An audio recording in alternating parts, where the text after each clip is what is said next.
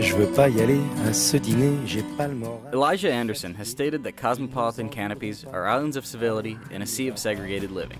More specifically, they're places where people, regardless of ethnicity, sexual orientation, gender, or religion, gather in the public square and collectively adhere to a higher standard of civility without prompting.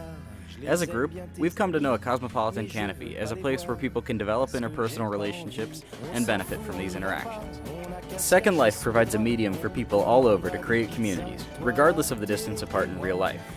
A shared idea can unite a group, and this shared idea commonly leads to the development of a cosmopolitan canopy.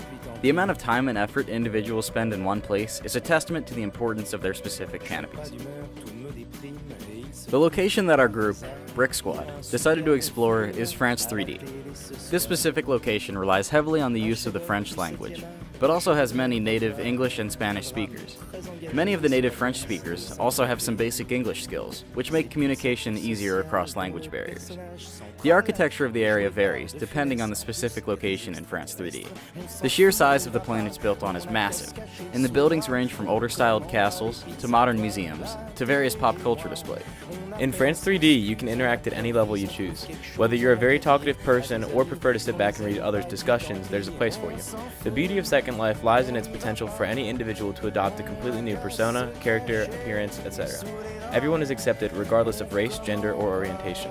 For example, one character was seen walking around interacting with everyone. The avatar that he used to represent himself was with a bunny. Despite this, he wasn't looked at as being odd. Rather, he was embraced as part of the community. We observed many people standing around.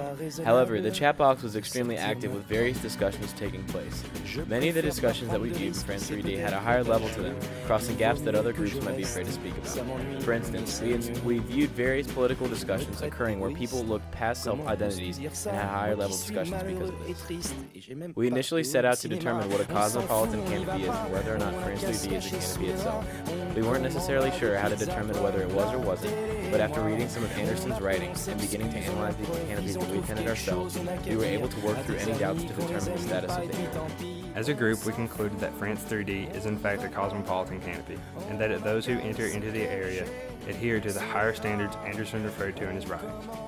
Race, gender, orientation, and religion haven't seemed to play a negative factor in any discussion we've had with the regular visitors.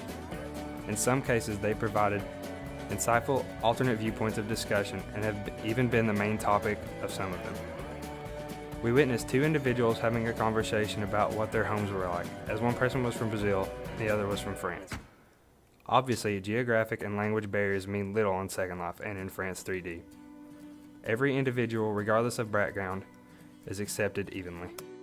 It is this universal acceptance of those with other viewpoints, ideas, and backgrounds that makes up the beauty of the cosmopolitan canopy that is France3D.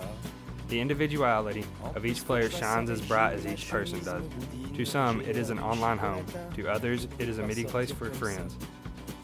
To the rest, it's a fun place to interact and play without having to worry about feeling unwanted or being pressured into or out of doing anything. On s'en fout, on n'y va pas, on a qu'à se cacher sous les draps. On commandera des pizzas, toi la télé et moi.